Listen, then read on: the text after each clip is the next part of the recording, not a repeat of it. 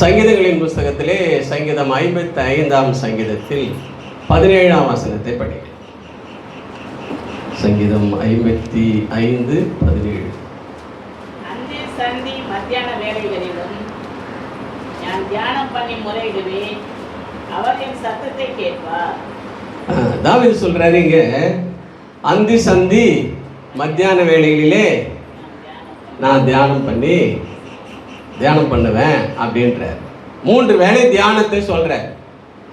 இப்போ 3 வேளை தியானம் அப்படின்னு சொல்லும் பொழுது அங்க எப்படி சொல்லணும், வசனம் எப்படி சொல்லி இருக்குது, எப்படி சொல்லணும் அப்படின்னு பார்த்தா, காலையில, மத்தியானம், மாலையில அப்படின்னு சொல்லணும். ஆனால் தாவீது என்ன பண்றாரு, பொழுதை கலக்கி மாற்றி சொல்றாரு. அந்தி அப்படின்னு சொன்னா மாலை. ஒருவேளை நீங்கள் ஆங்கில வேதாகமத்திலே அந்த வசனத்தை எடுத்து பார்த்தால் ஈவினிங் அப்படின்னு இருக்கும் இல்லைங்களா? அப்போது தமிழில் அது அந்தி என்றால் மாலை பொழுது. காலை, மதியம், மாலை அப்படின்னு சொல்கிறத விட்டுட்டு இவர் மாலை, காலை, மதியம் சொல்கிறாரு. இவருக்கு என்ன பொழுது ஒழுங்காக சொல்கிற தெரியாதா தாவீதுக்கு? ஏன் அவர் அப்படி மாற்றி சொல்றாரு? அப்படி மாற்றி சொல்வதற்கு காரணம் என்ன அப்படின்னு சொல்லி நான் சற்று அதை கொஞ்சம் தியானிக்க ஆரம்பித்தேன்.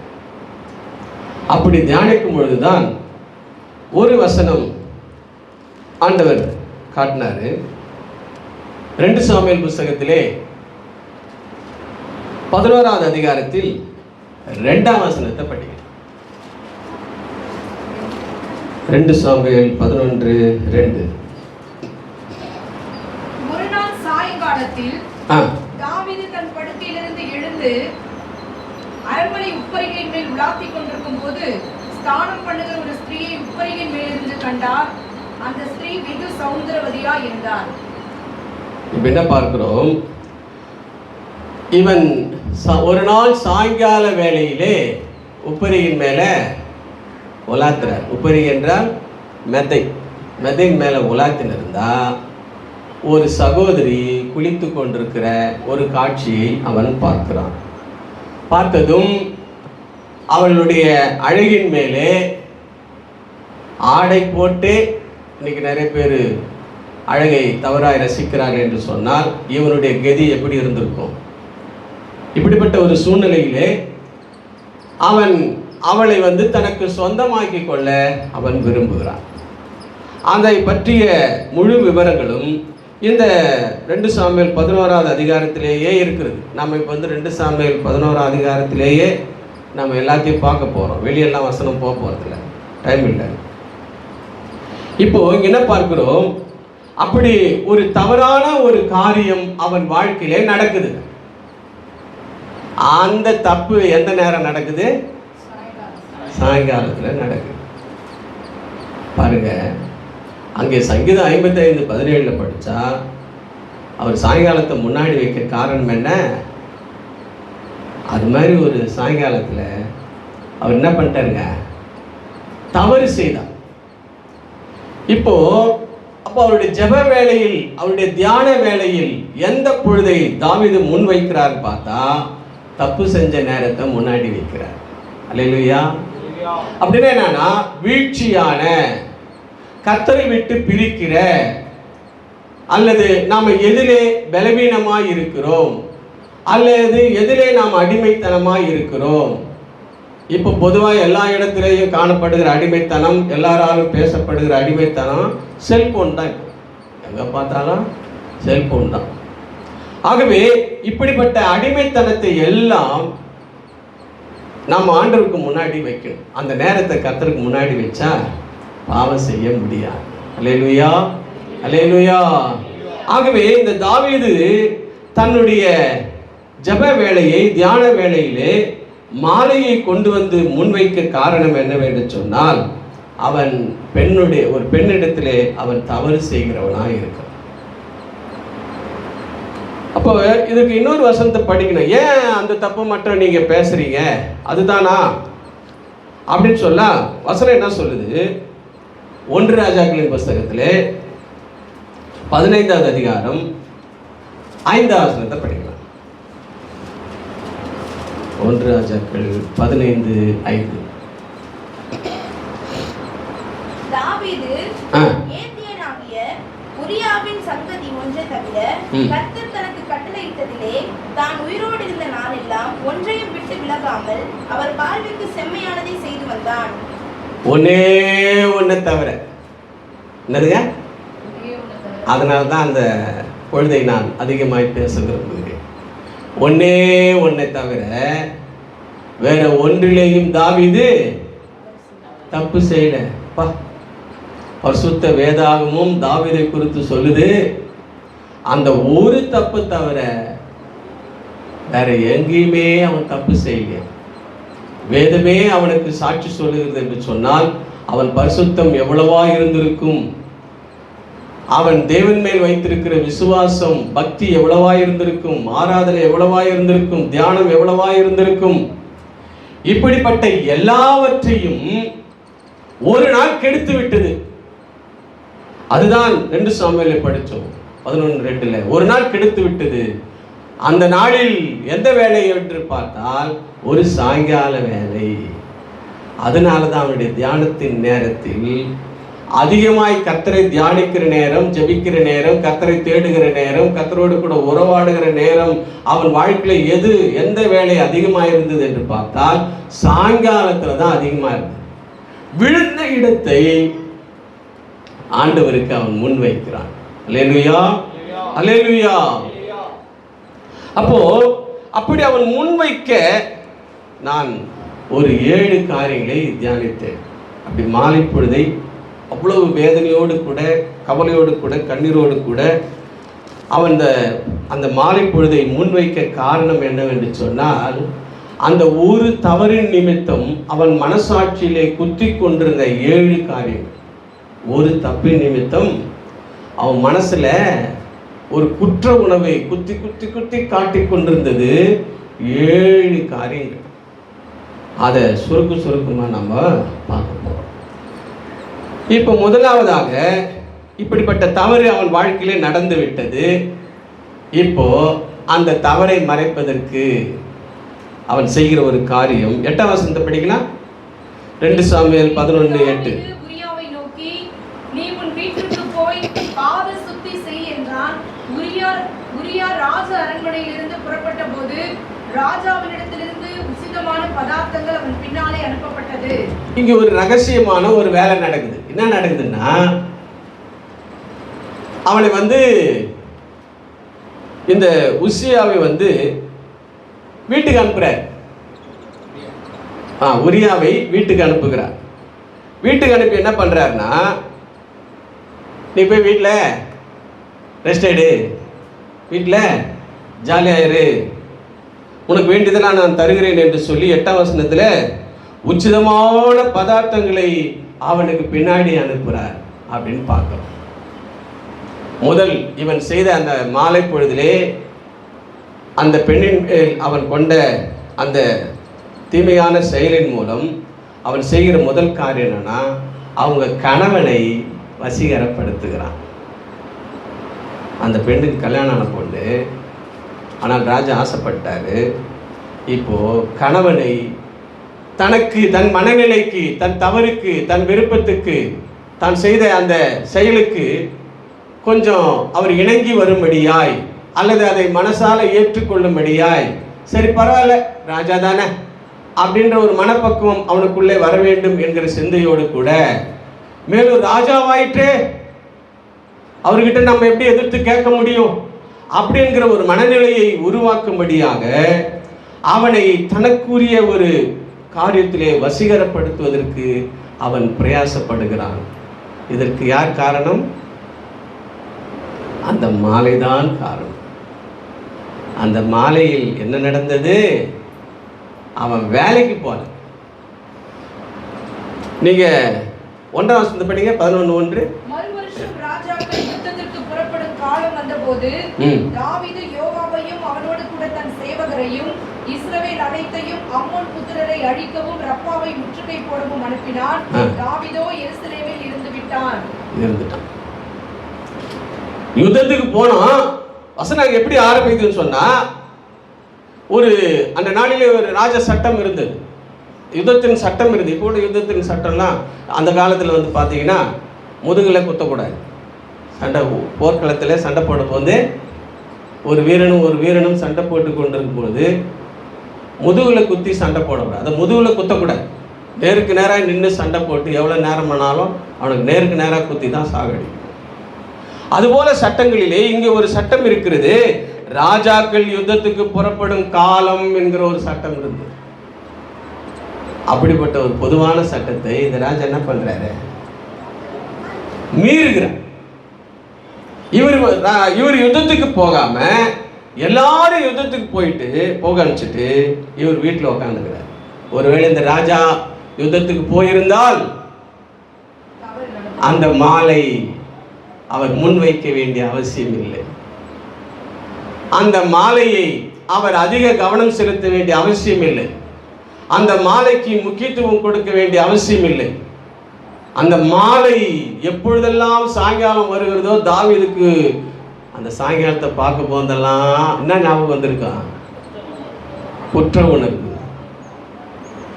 அந்த உசியாவினுடைய மனைவியின் நினைவு அவன் உள்ளத்தை அதிகமாக அழித்திருந்திருக்கும். உசியா என்று சொல்கிறேன், உரியாவினுடைய மனைவி. ஆகவே இவன் ராஜாக்கள் யுத்தத்திற்கு போகிற காரியங்களிலே இவனும் அதை ஒழுங்காய் செய்திருந்தால் அவன் வாழ்க்கையில் அந்த தவறு நேர்ந்திருக்க வேண்டிய அவசியம் இல்லை. ஆனால் இந்த ராஜா வீட்டில் இருந்தபடியினாலே இந்த தவறு செய்ய நேர்ந்தது. ஆகவே நாம் கூட நம்முடைய வாழ்க்கையில் நம்ம கொடுக்கப்பட்ட வேலையில் நல்லா உற்சாகமாக, பொறுப்பாக, தீவிரமாக, சின்சியராக நம்ம செயல்படும் பொழுது ரொம்ப நம்முடைய வாழ்க்கையில் தீமைக்கு இடம் இல்லை. அல்லேலூயா. நிறைய நேரங்களில் மனிதனை கெடுக்கிறது என்னவென்று சொன்னால் அமைதி சூழ்நிலை. அது அமைதியாக இருந்தால் கண்டதெல்லாம் யோசிக்க வைக்கும். ஆனால் ஒரு வேலை வெட்டின்னு போகும்போது நமக்கு அந்த வேலையிலேயே மீதி கவனம் எல்லாம் வரவே வராது. இந்த தாவீது அப்படி இல்லை. வேலைக்கு போயிட்டு இருந்தா இந்த ஒரே ஒரு தப்பை அவன் வாழ்க்கையில செய்திருக்க வேண்டிய அவசியம் இல்லை. ஆனால் வேலைக்கு போகாததுனாலே, யுத்த களத்திற்கு போகாததுனாலே இங்கே முதல் காரியம், இந்த மனிதனை உரியாவை தனக்கு ஃப்ரெண்டாக மாற்றிக்கொள்ள, தன்னுடைய செயலுக்கு அவர் அப்படியே கொஞ்சம் ஏற்றுக்கொள்ளக்கூடிய மனப்பக்குவத்தை உருவாக்க அவன் இந்த 8வது வசனத்திலே முதலாவது காரியத்தை செய்கிறதை பார்க்கிறோம். அது செல்லுபடி ஆகலை. என்ன பண்ணல? 9வது வசனத்தை படிக்க. ஆனாலும் ராஜா சொன்னதை செய்யாமல் ராஜாவினுடைய அரண்மனை வாசலிலே அட என்ன பாருங்க, போய் பொண்டாட்டி கிட்ட பத்துவான்னு பார்த்தா இவன் இங்க அதாவது யுத்தத்து களத்தில் இருக்கிற இராணுவ வீரர்களோட கூட படுத்துக் கொள்கிறான். அவனுடைய தந்திரம் பலிக்கல, அது வெற்றி பெறல, அது ஜெயிக்கல. இவன் இராணுவத்துக்கு, அதாவது இராணுவத்தினுடைய சேவர்களோட கூட அவன் படுத்துக் கொண்டிருக்கிறதை பார்க்கிறோம். இந்த செய்தி ராஜாவுக்கு போது, என்னப்பா இது, இந்த முயற்சி தோற்று போயிடுச்சே. இது அவன் வாழ்க்கையில் ஒரு குற்ற உணவாக இருந்திருக்கும். தான் செய்த தவறின் நிமித்தம் இவனை வசீகரப்படுத்துகிற அந்த செயலுக்கு இவன் தோற்று போன அந்த எண்ணங்களும் அந்த செயல்களும் அந்த தோற்று போன அந்த காரியங்களும் இவனை குற்றப்படுத்தி இருந்திருக்கலாம். அதனால தான் என் வாழ்க்கையில இனிமேல் நான் வீழ்ந்த இடத்தை கர்த்தருக்கு முதலிடமாய் வைக்கிறேன். அல்லேலூயா. நான் விழுந்த இடத்தை முதலிடமாக கர்த்தருக்கு வச்சா நான் விழாம இருக்கேன். அல்லேலூயா. அதான் நான் விளக்காது. நான் விழுந்த இடத்தை கர்த்தருக்கு முன்னாடி வச்சுட்டா நான் எப்பவும் விழாத நேரம் விழ மாட்டேன். இப்போ விழுந்த இடத்தை கர்த்தருக்கு முன்னாடி வச்சுட்டா, கர்த்தருக்குன்னு கொடுத்துட்டா வாழ்க்கையில நான் விழவே மாட்டேன். அல்லேலூயா. அதுதான் ராஜாக்கள் பார்த்து உரியாவின் சங்கதி ஒன்றை தவிர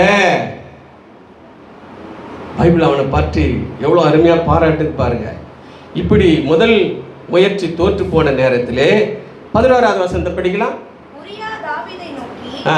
பெட்டியும் இஸ்ரவேலும் யூதாவும் கூடாரங்களிலே தங்கி என் ஆண்டவனாகிய யோவாவும் என் ஆண்டவனின் சேவகரும் வெளியிலே பாளையம் இறங்கி இருக்கையில் நான் புசிக்கிறதற்கும் குடிக்கிறதற்கும் என் மனைவியோடு சயனிக்கிறதற்கும் என் வீட்டுக்குள் பிரவேசிப்பேனோ? நான் அப்படி செய்கிறதில்லை. ஏன்பா வீட்டுக்கு போ அப்படின்னு சொன்னா அப்படின்னு பார்த்தா 16ஆம் வசனம் தெரியுது. நீ வீட்டுக்கு போ, உனக்கு லீவு. அங்கே வந்து ஃபைட் நடந்திருந்தாலும், கார்கில் போகிறோம் எந்த போகிறோம் நடந்துருந்தாலும் உனக்கு இன்னைக்கு லீவு, நீ வீட்டுக்கு போ. அவர் வீட்டுக்கு போயிட்டா மனைவி இருக்கிறார். அப்போ அவன் மனைவியோட கூட அவன் சந்தோஷமாக இருக்கக்கூடிய வாய்ப்புகள் கிடைக்கும். அப்படி கிடைச்சிச்சுன்னா இவன் செஞ்ச தப்பு மறைக்கப்பட்டுவிடும். எவ்வளோ ஐடியா பாருங்க தாவீதுக்கு. ஒரு தப்பு செஞ்சா கூட என்ன வந்து பயங்கரமாக செய்கிறான் பாருங்க. பிளான் பண்ணி செய்கிறான். ஒருவேளை அவன் மனைவியோடு கூட சந்தோஷமா இல்லாமல் போயிருந்தால் தாவீது செய்த தவறு அது வெளியே வந்துட்டு இருக்கும். அந்த தவறை மறைக்க அவன் இப்படி செய்யும் பொழுது இவர் சொல்றாரு, கர்த்தருடைய உடன்படிக்கை பெட்டி, இஸ்ரவேல் யூத மக்கள், அப்புறம் போர் சேவர் எல்லாரும் யுத்த காலத்தில் இருக்கும்போது நான் மட்டும் குடிக்கிறதுலேயும் புசிக்கிறதுலேயும் மனைவியுடைய சந்தோஷமாக இருக்கிறதுல நான் எப்படி கவனம் செலுத்துவேன்? இது ராஜாவுக்கு ரொம்ப அவமானமாக இருந்திருக்கும். தாவீதுக்கு ரொம்ப வெக்கமாக இருந்திருக்கும். என்னடா இது, நான் என்னென்னலாம் என் சேவகனுக்கு, என்னை அடிமைக்கு, என் கீழே வேலை செய்கிறவனுக்கு கற்றுக் கொடுக்க வேண்டுமோ அதெல்லாம் இப்போ அவன் எனக்கு கற்றுக் கொடுத்து கொண்டிருக்கிறான் என்பதுதான் தாவீதினுடைய உள் உணர்வு. ஆகவே நான் எப்படி அப்படி செய்வேன்? நான் அப்படி போக மாட்டேன். என் வீட்டுக்கு பிரவேசிப்பேனோ? நான் பிரவேசிப்பதில்லை, அப்படி செய்வதில்லை என்று சொல்லி அவன் சொல்றான். ஆணையிட்டு சொல்றேன், என் சந்தோஷம்லாம் எனக்கு முக்கியம் இல்லை, என் குடும்பம் எனக்கு முக்கியம் அல்ல, என் மனைவி எனக்கு முக்கியம் அல்ல, என்னுடைய வேலை தான் எனக்கு முக்கியம். இப்போ ஒருத்தர் மிலிட்டரியில் இருந்தாருன்னா திரும்பி வரத்துக்கு 1 வருஷம் 2 வருஷம் ஆகும் இல்லையா? அதுபோல தான் இந்த உரியாவினுடைய நிலையும் இருந்திருக்கும். ஒருவேளை தாவீது இப்படி நினச்சிருக்கலாம், இப்போ இவன் போய் மனைவியோட கூட சேரலைன்னா மனைவி மேலே சந்தேகப்படுவான். நான் இராணுவத்தில் இருக்கும்போது நீ எப்படி கன்சீவான அப்படின்னு சந்தேகப்படுவான். அப்படி சந்தேகப்பட்டா பொண்டாட்டிக்கும் புருஷனுக்கும் சண்டை வரும். அப்படி சண்டை வந்தால் எவ்வளோ நேரம் தான் பொண்டாட்டி மறைச்சு வைக்க முடியும்? வீட்டுக்கார நீ ராஜாவுக்கு வேலை செய்கிறிய, அந்த தாவீதை எனக்கு மாதிரி பண்ணிவிட்டான் அப்படின்னு தாவீதை சொன்னா தாவீதுக்கு அவமானம், ராஜாவுக்கு அவமானம். ஜனங்களே, ஊர் மக்களே என்ன நினைப்பார்கள், நாட்டு மக்களே என்ன நினைப்பாங்க? ஐய, இந்த ராஜா இவ்வளோ மட்டமானானா? அவர் பார்த்தா பெரிய ஆள் மாதிரி திருறாரு, பார்த்தா பயங்கரமா ஜெபம் பண்றாரு, பார்த்தா பயங்கரமா பலி செலுத்துறாரு, பார்த்தா நம்மளுக்கெல்லாம் போதனை செலுத்துறாரு. ஐய, இந்த ராஜா இவ்வளோ சில்லி புத்தியா? ஐய அப்படின்ற ஒரு நிலைமை வந்துவிடுமே என்கிற பயம், கற்பனை அவன் எண்ணத்திலே ஓடுது. நானே இவ்வளோ கற்பனை பண்றேன், தாவீது எவ்வளோ கற்பனை பண்ணியிருப்பாரு. இதெல்லாம் நினைச்சு பார்த்து இந்த சம்பவத்தை மறைக்க வேண்டும் என்று சொன்னால் இவனை குடும்பத்தோடு கூட சேர்க்கணும்னு சொல்லி எவ்வளோ பேர் சண்டை போட்டிருந்தாலும் உரியாவுக்கு ஒரு மாதம் லீவ், ஓ இப்போ வீட்டில் போய் ஜாலியாக இருக்குன்னா இவரு போக மாட்டேன்னு அடம் பிடிக்கிறாரு. அல்லேலூயா. 2வது முயற்சியும் தோற்று போகிறது. அதனால தான் அந்த குற்ற உணர்வு, இனிமேல் என் வாழ்க்கையில் நான் விழுந்த இடத்தை கர்த்தருக்கு ஒப்பு கொடுப்பேன், அந்த மாலை பொழுது இனிமேல் கர்த்தருக்கு. அதனால தான் அவர் காலை மதியம் மாலை என்று சொன்னாமல் அவர் மாலையை முன்னாடி கொண்டு வந்து வைக்க காரணம் என்னவென்று சொன்னால், ஒன்று, எத்தனை தவறுகள் நான் செய்ய நேர்ந்தது அந்த மாலை தான். ஒரு பொய்யை மறைக்க போய் எத்தனை பொய் வந்து நேருது பாருங்க. இப்பொழுது 13வது வசனத்தை படிக்கலாம். 3வது குறிப்பு, 4வது குறிப்பாக. தாவீது அவனை தனக்கு முன்பாக புசித்து குடிக்கிறதற்கு அழைத்து அவனை வெறிக்க பண்ணினான். ஆனாலும் அவன் தன் வீட்டுக்கு போகாமல் சாயங்காலத்திலே தன் ஆண்டவனின் சேவகரோடே தன் படுக்கையிலே படுத்துக் கொண்டான். இப்ப என்ன நடந்து போச்சு? ராஜாவே கூப்பிட்டார். இவன் வீட்டுக்கு போய் நீயாவை தண்ணி அடிச்சு சாப்பிட்றா, ஜாலியாடுறானாலும் போக மாட்டேன்றான். சரி, நீ இராணுவ வீரர்களோட கூட, அதாவது சிலர்லாம் கேம்பில் இருப்பாங்களே, அவங்களோட கூட நீ தண்ணி அடிச்சு நிறுறானாலும் அதுவும் கேட்க மாட்டேன்றான். இப்போ என்ன பண்ணிட்டாரு? ராஜாவே கூப்பிட்டாரு. ஏய், என் வீட்டுக்கு வா, நீ நானும் தண்ணி அடிக்கலாம். என்னது? ராஜாவே கூப்பிட்றாரு. ராஜாவே கூப்பிட்றாரு. ஐயோ, எவ்வளோ சந்தோஷம்! ராஜா கூட உட்காந்து நான் தண்ணி அடிக்க போகிறேன். சந்தோஷம் இருந்திருக்குல்ல? ஒரு சாதாரணமான ஒரு போர் சேவகனுக்கு இவ்வளோ பெரிய ஒரு இஸ்ரவேல் நாட்டினுடைய உலக புகழ் பெற்ற ராஜான்னு தான் சொல்லணும். அவ்வளோ பெரிய ராஜா உரியாவை பார்த்து என் வீட்டுக்கு வா தண்ணி அடிக்கலான்னு சொன்னா, அடா எகிரி குச்சி மான் மாதிரி என்ன பண்ணியிருப்பார் அவரு? தண்ணி அடிக்க ஓடி இருப்பார். சரி, ராஜா கூப்பிட்டார். ஒன்று அந்த சந்தோஷம் ஒன்று இருந்தாலும், இன்னொன்று என்னன்னா, ஐயோ ராஜாவே கூப்பிட்டாரே, அவர் வார்த்தை எப்படி மீற முடியும்? ஐயோ, அவரை கூப்பிட்டு நம்ம போகலன்னா அவர் நம்மளுக்கு எதனா பிரச்சனை உண்டாக்குவார் அப்படிங்கிற இன்னொரு 2வது ஒரு பயம். என்ன பண்ணுறாரு? ராஜா கூப்பிட்டதுனால போய் ராஜாவோட என்ன பண்ணுறாரு? தண்ணி அடிக்கிறாரு. ராஜாவுக்கு தேவையாது. ராஜா கூட உட்காந்து தண்ணி அடிக்கணும் இல்லையா? ராஜா ஒரு சாதாரணமான ஒரு போர் சேவன்கிட்ட உட்காந்து தண்ணி அடிக்கிறார். அந்த போர் சேவன் எப்படிப்பட்டவன்? தான் பொண்டாட்டிக்கு நல்ல பாத்ரூம் கூட கட்டி கொடுக்க முடியாத வசதி இல்லாத ஒரு போர் சேவன். நல்ல பாத்ரூம் கட்டியிருந்தா இவன் தப்பு செஞ்சிருப்பானா? செஞ்சிருக்க மாட்டான்.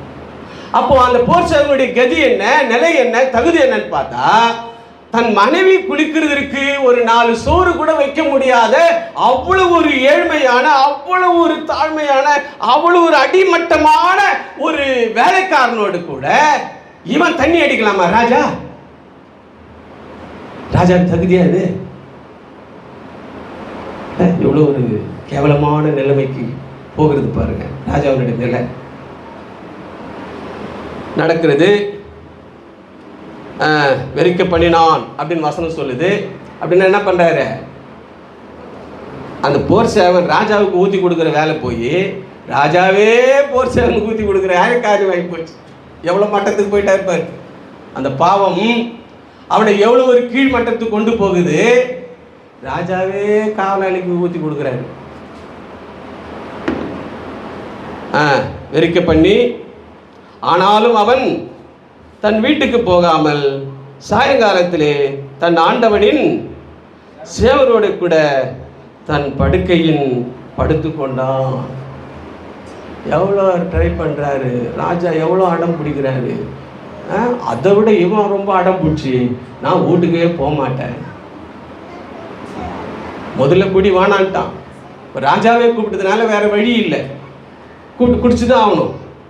அப்படி குடிக்க வச்சு நல்லா போதை ஏற்றி, இவன் தான் போதை ஆக மாட்டேனா, நம்மளாம் போதை ஏற்றலாம் அப்படின்னு சொல்லி போதை ஏற்றி அமிச்சாலும் அவர் வீட்டுக்கு போகல, இங்கே பார்த்துக்கினார். ஐயோ, இந்த போர் சேவங்கிட்ட நம்ம படுற வேதனை கொஞ்ச நேரத்தில் என்னடா இவன் நம்ம தப்பை மறைக்கிறதுக்கு என்னென்ன ட்ரை பண்ணாலும் இவன் என்னடா இப்படி கிடக்கிறானேன்னு சொல்லி ராஜாவுக்கு ஒரே குழப்பம். இப்படி தோற்று போன நிலையெல்லாம் தாவீதின் மனசிலே குத்தி கொண்டே இருக்கிறது. ஆகவேதான் தன் வாழ்க்கையிலே இப்படிப்பட்ட தவறுகள் நடக்கக்கூடாது என்று சொன்னால் நான் விழுந்த இடத்தை ஆண்டவருக்கு கொடுக்க வேண்டும் என்று சொல்லி கர்த்தருக்கு அந்த மாலை பொழுதை முன் வைக்கிறான். அதுதான் நந்தி. சாயங்காலத்தில் நான் ரொம்ப ஜாக்கிரதையாக இருப்பேன், ஏன்னா அதுதான் நான் விழுந்த இடம், விழுந்த நேரம். அதனால சாயங்காலத்தில் நான் அதிகமாக ஜெபம் பண்ணுவேன். நான் விழுந்த நேரத்தை அதிகமாய் கர்த்தருக்கு கொடுப்பேன். விழுந்த அந்த நேரத்திலே அதிகமாய் நான் கர்த்தரோடு கூட இருப்பேன், கர்த்தரை தேடுவேன், கர்த்தரோடு கூட உறவாடி கொண்டிருப்பேன் என்று சொல்லி அவன் இதை நினைத்து அந்த மாலை பொழுதிலே நான் ஆண்டவரோடு கூட ஜெபிப்பேன், முறையிடுவேன், அவரோடு கூட மன்றாடுவேன், அவரோடு கூட உறவாடி கொண்டிருப்பேன் என்று அவன் சொல்லுகிறார். இப்படி 4வது காரியமும் தோற்று போக 5வது காரியம் 15வது வசனத்தை எடுக்கலாம். அந்த நிருபத்திலே மும்முரமாய் நடக்கிற போர் முகத்திலே நீங்கள் உரியாவை நிறுத்தி அவன் வெட்டுண்டு சாகும்படிக்கு அவனை விட்டு பின்வாங்குங்கள் என்று எழுதியிருந்தார். இந்த இவன் செஞ்ச தப்பு எந்த எல்லைக்கே போயிடுச்சே? கொலை நிலைக்கே போய்விட்டு. ஒரு தப்பு செஞ்சா எத்தனை தப்பு செய்ய வேண்டியதாக. இப்போ அதான் சொல்லுவாங்க, ஒரு தப்பை மறைக்க 9 பொய்யை சொல்லணுமா, அல்லது 9 செயலை செய்யணும். கரெக்டாக தாவீது அதை அப்படியே செஞ்சுன்னுக்கிறாரு. இப்போ என்னன்னா, தன்னுடைய 4 முயற்சியிலேயும் தான் செய்த தவறை மறைப்பதற்கு எவ்வளோ ட்ரை பண்ணாலும் இவன் போய் தன் மனைவியோட கூட சந்தோஷமா இல்லை. கட்டாயம் இப்படியே போச்சுன்னா இவன் ஒரு நாள் மொட்டாட்டியை பார்த்து கேட்பான், நீ எப்படி கன்சூம் ஆயிருக்குன்னு சொல்லி. இதுக்கு ராஜா தான் காரணம் சொல்வாரு. சொல்லும் பொழுது ராஜா வந்து அசிங்கமா போர் சேவனுக்கு முன்னாடி தலை குனிஞ்சு நிற்க முடியுமா? அந்த போர் சேவகனை போட்டு தள்ளு. இவ்வளோ துணிகிறான்னு பாருங்க. அவன் சொல்றான் பாருங்க, ஃபைட்டு நடந்துட்டு இருக்குது, பொதுவாக யுத்தம் நடந்து கொண்டு இருக்கிறது. ஆனால் அங்கே வசனத்தில் அருமையாக சொல்றாரு, அந்த நிருபத்திலே மும்முரமாய் நடக்கிற போர் முகத்திலே. இந்த உரியாவை எங்க அனுப்புனிய? அந்த மொத்த இராணுவத்தின் தலைவர்கிட்ட சொல்றான், இந்த உரியா என்கிற இந்த போர் சேவகனை எங்க மும்முரமாய் யுத்தம் நடக்குதுன்னு பாரு, அதுல எங்கே அதிகமாய் மும்முரமாய் நடக்கிறதோ அங்கே இவனை அனுப்பு இல்லையா? ஆனால் தேசப்பற்று, நாட்டுப்பற்று, உடன்படிக்கையின் பற்று, நீ எந்த போர் முனைக்கு அனுப்பிச்சாலும் நான் போறதுக்கு ரெடின்னு சொல்லி அந்த உரியா போகிறார். பரவாயில்ல, என்னடா இடத்தை மாத்துறாரு அப்படின்னு நினைச்சிருக்கலாம். இந்த இராணுவ அதிகாரி ஏன் என்னுடைய இடத்தை, போர் இடத்தை மாற்றுகிறார் நினைச்சிருக்கலாம். ஆனால் அவன் சொல்றாரு, ஏற்கனவே என் நாடு, அதான் 11வது சொல்றார், என் உடன்படிக்கை பெட்டி, என் நாடு, என் இராணுவ வீரர்கள், என் மக்கள், ஆகவே அவர்களுக்காக நான் எதையும் செய்வதற்கு ரெடியாக இருக்கிறேன்னு சொல்லி அந்த மும்முரமான இடத்திற்கு வேண்டுமானாலும் கூட அவன் போவதற்கு துணிந்தவனாய் போகிறான். அந்த நிருபத்தில் எழுதுகிறான் இல்லையா? எவ்வளோ வேதனையாக இருக்கு பாருங்க. அவனை அங்கே அனுப்பிச்சிடு. அப்படி அனுப்பிச்சிட்டு சண்டை நடந்து கொண்டிருக்கிற நேரத்தில் நீங்கள் என்ன பண்ணுங்க, அவனை விட்டு பின்வாங்குங்கள். அவன் தனியாக மாட்டிக்கிட்டான், அவன் செத்து போட்டான். ஒன்று போய் மனைவியோட சந்தோஷமாக இருந்தால் பிரச்சனை இல்லை, ஏன்னா தன் தவறு மன்னிக்கப்படும். இது எதுக்குமே அவன் வழிக்கு வரல. கடைசியாக என்ன, இந்த போர் சேவனுக்கு முன்னாடி நான் போய் எப்படி நிற்பேன்? அவன் என்னை கேள்வி கேட்பான், என் மனைவி இப்படி பண்ணிட்டியே, உனக்காக தான் நான் ராணுவத்துக்கு போனேன், இந்த தேச மக்களுக்காக தான் நான் போனேன், இந்த நாட்டை காப்பாற்ற தானே போனேன், ஒரு ராஜாவாகி நீயே எனக்கு துரோகம் செஞ்சால் யார் தான் எனக்கு துரோகம் செய்ய மாட்டாங்க அப்படின்னு அவன் என்னை எதிர்த்து கேட்டா எனக்கு எவ்வளோ அவமானமாக இருக்கும். ஒரு போர் சேவனுக்கு முன்னாடி நான் தலை குனிஞ்சு நிற்க முடியுமா அப்படின்னு சொல்லி இவன் ராஜா இந்த இராணுவ வீரனை சாகடிக்கும்படியாய் அவர் எடுக்கிற தீர்மானத்தை பார்க்கிறோம். ஆகவே கடைசியாய் அவன் செத்து போகிறான். இது அவனுடைய மனசிலே குத்தப்படுகிறது. இதுக்கெல்லாம் காரணம் யாரு? அந்த மாலை தானே. அந்த மாலையில் என்ன நடந்துச்சு? நான் என் வேலைக்கு போகாமல் வீட்டில் உக்காந்ததுனால நான் அந்த தவறு செய்ய நேர்ந்தது. ஆகவே அந்த மாலை பொழுதை நான் என்ன பண்ணுவேன்?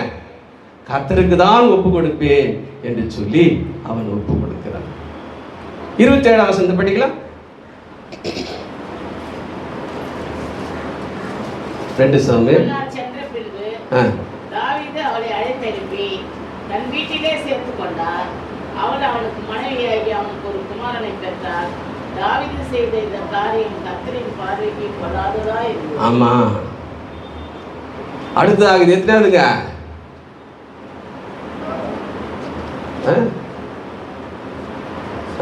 ஆறாவது, இப்போ என்ன ஆகிப்போச்சு பிரச்சனைனா, கர்த்தரே கோபம் கொள்கிற மாதிரி ஆகிப்போச்சு. கர்த்தரே அதை பார்த்து வேதனைப்படுகிற அளவுக்கு ஆகிப்போச்சு. கர்த்தருடைய பார்வைக்கு இவன் கெட்டவனாய் மாறிவிட்டான், பொல்லாதவனாய் மாறிவிட்டான். என் வாழ்க்கையில் இதுவரைக்கும் நான் தப்பு செய்யல, ஆனா இன்னைக்கு செஞ்ச இந்த தப்பு என் ஆண்டவருக்கு முன்னாடியே என்னை தலைகுனிய வைக்குது. இந்த ஆண்டவரே என்னை பார்த்து நீ ஒரு பொல்லாதவன்பா, நீ செஞ்ச காரியம், இந்த பொல்லாத காரியத்தை பார்க்கும்போது வேதனையா இருக்கிறது என்று சொல்லி நான் இந்த ஆண்டவரே, என் ஆண்டவரே கோச்சிக்கிற அளவுக்கு, என்னை பார்த்து பேசுற அளவுக்கு என்னுடைய நிலைமை இப்படி மாறி போயிருக்கிறதே என்று அவன் உணரும் பொழுது, சங்கீதம் 55:17 அவன் சொல்லுகிறான், அந்த மாலை வேளையை இனிமே என் வாழ்க்கையில கர்த்தருக்கு தான் கொடுப்பேன். அல்லேலூயா. அந்த பாவம் செய்த அந்த குற்ற உணர்வு, அவன் குற்ற உணர்வு தவறாய் போக அவன் பிரயாசப்பட்டாலும் கடைசியாக அவன் என்ன செய்கிறான், இத்தனை குற்றத்திற்கும் காரணம் அந்த மாலை பொழுது, அந்த மாலை பொழுதிலே நான் செய்த தவறு. ஆகவே இனிமேல் என் வாழ்க்கையில் தவறு நேரிடக்கூடாது என்று சொன்னால் நான் விழுந்த இடத்தை கர்த்தருக்கு முன்னாடி வைப்பேன். அல்லேலூயா. ஆகவே அடுத்ததாக 12வது அதிகாரம் 8வது வசனத்தை படிக்கலாம். ஆண்டவருடைய வீட்டை உனக்கு கொடுத்து உன் ஆண்டவருடைய ஸ்திரீகளை உன் மடியிலே தந்து இஸ்ரவேல் வம்சத்தையும் யூதா வம்சத்தையும் உனக்கு கையளித்தேன். இது போதாதிருந்தால் இன்னும் உனக்கு வேண்டியதை தருவேன். 9வது வசனம். கர்த்தருடைய பார்வைக்கு பொல்லாப்பான இந்த காரியத்தை செய்து அவருடைய வார்த்தையை நீ அசட்டை பண்ணினது என்ன? இது எத்தனாவது காரியம்? 7வது காரியம் என்னன்னா, ஏன்பா உனக்கு என்னென்னலாம் வேணும் நான் கொடுத்துருப்பேன். 7ஆம் வசனத்திலிருந்தே சொல்றார், நான் உன்னை இஸ்ரவேலின் ராஜாவாக அபிஷேகம் பண்ணி உன்னை சவுலுக்கு கைக்கு தப்பி வச்சேன். ஒரு பாட்டு பாரு, ஆடுகளின் பின்னே அலைந்து திரிந்தேன், அரியணை ஏற்றி அழகு பார்த்தேன். என்ன பாட்டுங்க? இதுவரை என்னை நீ நடத்தியதற்கு நான் எம்மாத்திரம், வாழ்க்கை எம்மாத்திரம்.